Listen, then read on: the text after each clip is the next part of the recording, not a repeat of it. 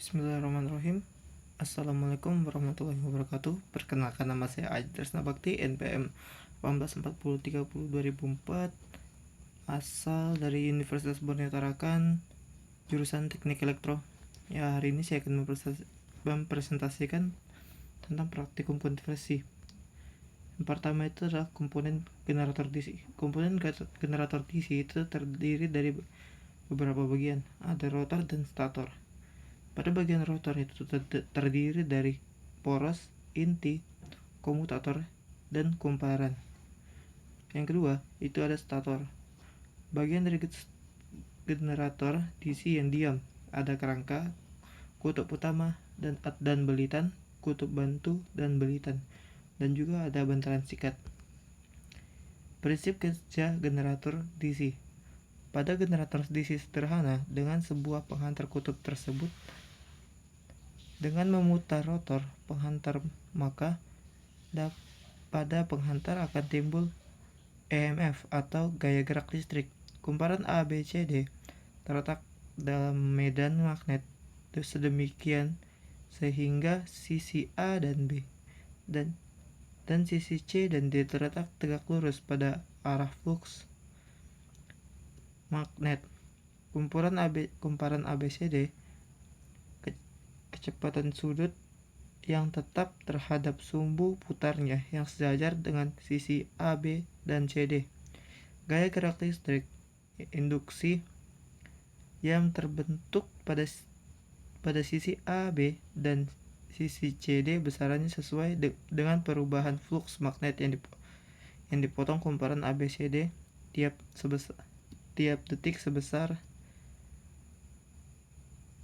sekian. Nah, ini contoh gambarnya pada prinsip kerjanya. Yang kedua, kita masuk pada motor DC. Motor DC atau DC motor ini menghasilkan sejumlah putaran per menit yang biasa dikenal istilah RPM, revolution per minute. Dapat dibuat berputar searah jarum jam maupun berlawanan arah jarum jam apabila polaritas listrik diberikan motor listrik tersebut dibalikan.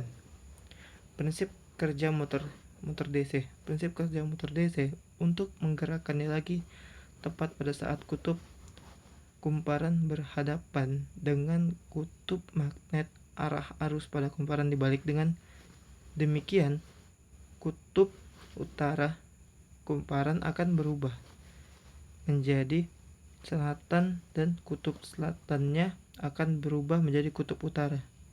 Pada saat kutub tersebut terjadi kutub selatan kumparan akan berhadapan dengan kutub selatan pada kutub utara kumparan akan berhadapan dengan kutub utara magnet.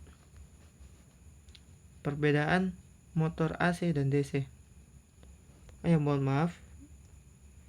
Yang sebelumnya tadi ini adalah gambar prinsip kerja dari motor DC. Ya, kita lanjut pada perbedaan antara motor AC dan motor DC. Sementara motor AC dan motor DC melayani fungsi yang sama untuk mengubah arah energi listrik menjadi energi mekanis, yaitu energi gerak berputar. Keduanya bertenaga dikonstruksi dan dikendalikan secara berbeda. Perbedaan yang paling mendasar yaitu sumber tenaga. Motor AC bertenaga sumber dari arus bolak-balik, sementara motor DC bertenaga dari arus searah, seperti baterai catu daya DC atau konverter daya AC ke DC. Motor medan luka DC dibangun dengan sikat komutator yang menambah perawatan yang membatasi kecepatan dan biasanya mengurangi harapan hidup motor DC yang disikat. Motor induksi AC tidak menggunakan sikat. Mereka sangat kasar dan memiliki harapan hidup yang panjang. Perbedaan mendasar akhir adalah kontrol kecepatan. Kontrol kecepatan motor DC dikendalikan oleh berbagai arus lilitan armatur saat kecepatan motor AC dikontrol dengan memvariasikan frekuensi yang biasanya dilakukan dengan kontrol drive frekuensi yang diatur. Jenis motor DC atau motor arus searah. 1. Motor DC terpisah, yaitu Spectri Excited DC motor.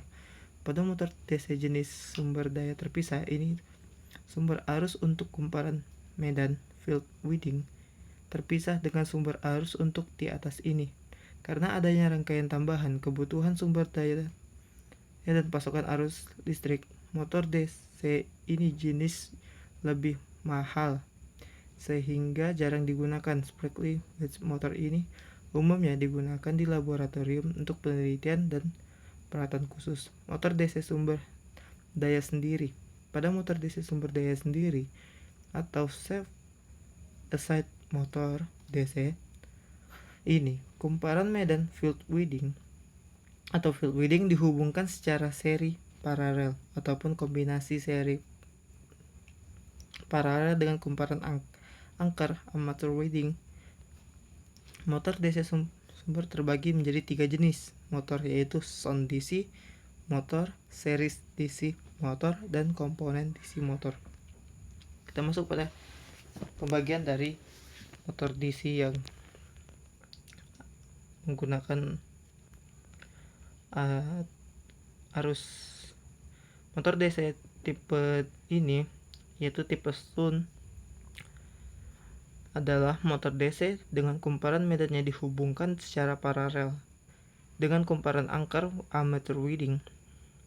Motor DC tipe Sun ini merupakan motor DC yang sering digunakan. Hal ini dikarenakan motor DC Sun memiliki kecepatan yang hampir konstan meskipun terjadi perubahan beban.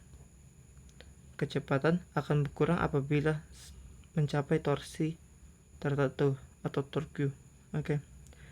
Karena kumparan medan dan kumparan angker dihubungkan secara paralel, maka arus listrik merupakan penjumlahan dari arus yang melalui kumparan medan dan yang melalui kumparan angker. Kecepatannya dapat dikendalikan dengan memasangkan sebuah resistor tahanan secara seri dan kumparan medan ataupun seri dengan kumparan angker. Jika resistor tahanan tersebut dipasangkan secara seri dengan kumparan medan, maka kecepatan akan berkurang. Sedangkan apabila resistor tahanan tersebut dipasangkan secara seri dengan kumparan, maka kecepatan akan bertambah. Motor DC tipe seri. Motor DC tipe seri atau dalam bahasa Inggris series DC ini adalah motor yang kumparan medannya dihubungkan secara seri kumparan angker.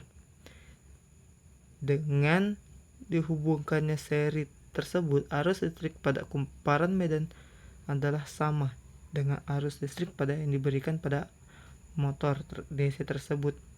Motor DC tipe ini sangat berkurang seiring penambahan beban yang akan diberikan. Motor DC tipe ini jenisnya tidak dibolehkan tanpa adanya beban yang terpasang karena akan berputar tanpa terkendali. Motor DC tipe gabungan atau compound DC motor adalah tipe gabungan antara Sun dan motor DC seri. Pada motor DC tipe gabungan terdapat 2 kumparan medan yang masing-masing dihubungkan secara paralel dan seri dengan kumparan angker winding. Dengan hubungan seri dan paralel, motor DC jenis ini mempunyai karakteristik seperti seri yang memiliki torsi awal yang tinggi, karakteristik Sun yang memiliki kecepatan yang hampir konstan. Prinsip kerja transformator. Berikutnya kita akan masuk ke transformator. Prinsip kerja transformator atau biasa kita dengar dengan trafo ialah ketika kumparan primer dihubungkan atau disambungkan dengan sumber tegangan AC. Perubahan arus listrik pada primer menyebabkan medan magnet berubah. Medan magnet yang berubah diperkuat dengan adanya inti besi Kemudian inti besi tersebut dihantarkan ke kumparan sekunder, sehingga di ujung-ujung kumparan sekunder akan timbul gaya gerak listrik induksi. Efek ini induktansi timbal balik mutual induction pada rangkaian trafo di atas. Saat arus listrik dari sumber tegangan mengalir merupakan kumparan berbalik, maka medan magnet dihasilkan pun berubah, sehingga arus listrik yang dihasilkan kumparan sekunder akan berubah polaritasnya. Yang kedua, kita akan masuk pada apa itu deskriptif dan aktif polarity pada transformator. Ketika transformator akan dihubungkan secara paralel dalam kelompok layanan 3 fase atau 3 fasa, identifikasi polaritas terminal sangat penting. Sebuah transformator dengan polaritas aktif dihubungkan secara internal, sehingga jika kumparan primer tereksitasi dan suatu terminal primer dihubungkan secara sekunder, terdapat sebuah voltmeter yang dihubungkan antara dua terminal lainnya dari dua lilitan untuk menunjukkan jumlah dari primer dan tegangan sekunder. Jika transformator terhubung dan tereksitasi, voltmeter menunjukkan perbedaan antara tegangan primer dan sekunder. Transformator dikatakan polaritas supraktif. Berikutnya kita akan masuk pada jenis-jenis transformator 3 fasa. Yang pertama adalah hubungan WYE atau Y&Y.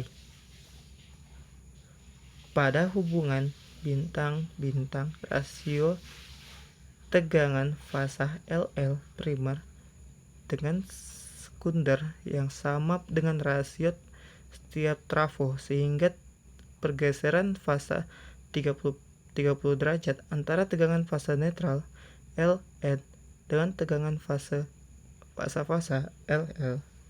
Pada sisi primer sekundernya dihubungkan bintang-bintang, ini akan sangat baik jika hanya pada kondisi beban seimbang, karena adanya kondisi beban seimbang menyebabkan arus netral IN akan sama dengan 0.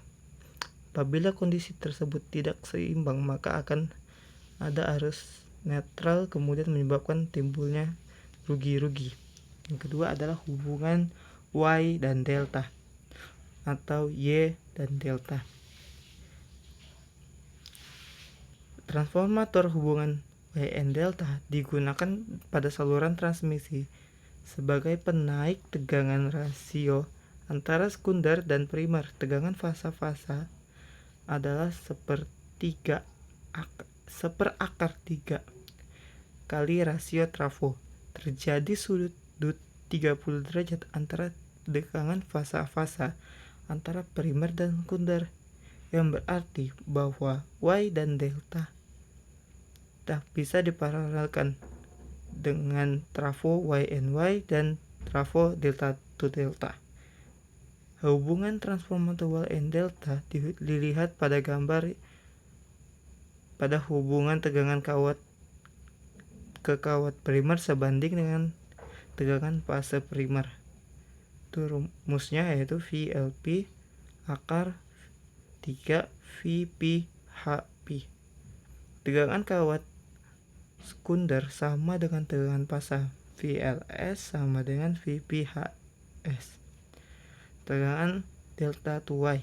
Transformator hubungan delta to Y digunakan untuk menurunkan tegangan dari tegangan transmisi ke tegangan rendah.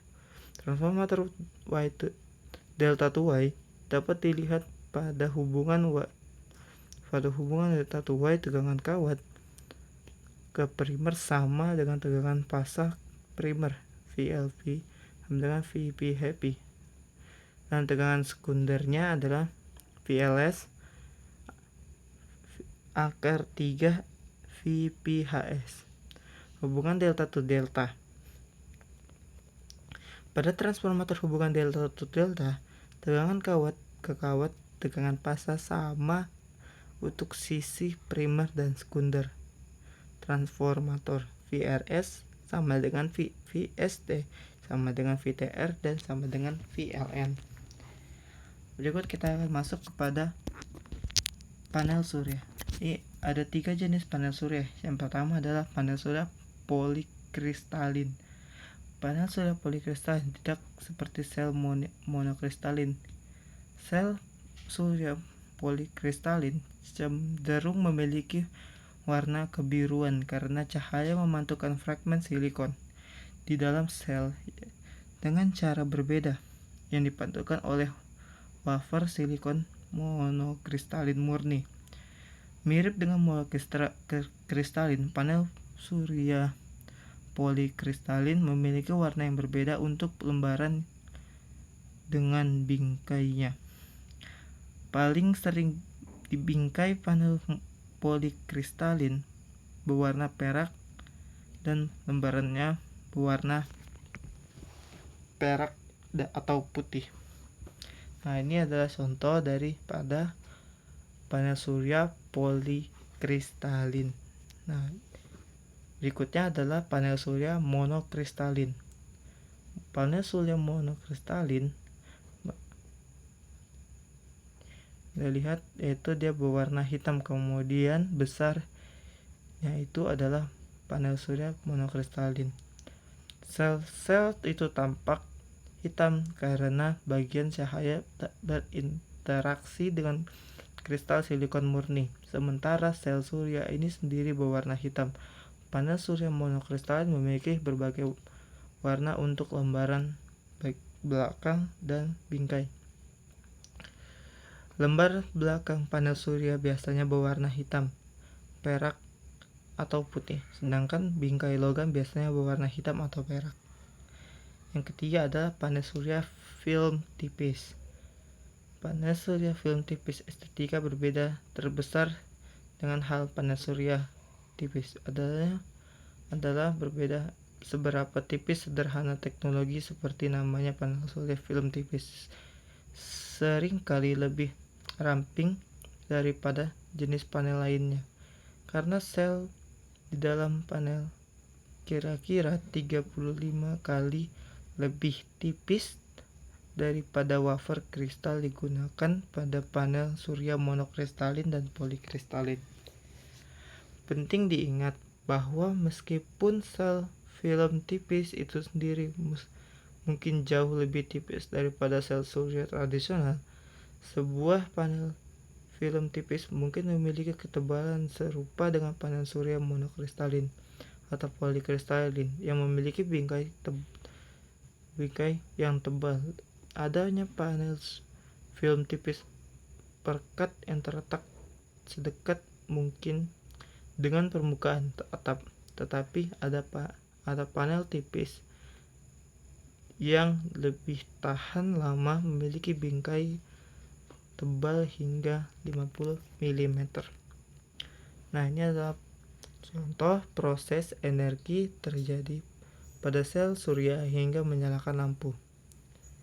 Energi cahaya diubah menjadi energi listrik menggunakan fotovoltaik. Energi listrik kemudian diubah menjadi energi cahaya pada lampu menggunakan radiasi cahaya saat filamen lampu dipanaskan. Pembahasan sel surya bekerja mengubah sinar energi matahari menjadi listrik. Sel surya beroperasi memanfaatkan fotovoltaik pada fenomena ketika foton partikel cahaya mengenai suatu permukaan dengan energi tertentu, maka elektron di dalam pada permukaan tersebut akan lepas. Lepasnya elektron ini akan menyebabkan permukaan bermuatan listrik dan menyebabkan arus listrik. Arus listrik ini dapat dimanfaatkan menghasilkan energi listrik. Energi listrik yang dihasilkan dapat digunakan untuk menjalankan alat elektronik sehingga menjadi bentuk energi lain, misalnya menyalakan lampu untuk menghasilkan energi cahaya atau menggerakkan kipas angin untuk menghasilkan energi gerak. Kenaikan temperatur pada sel surya.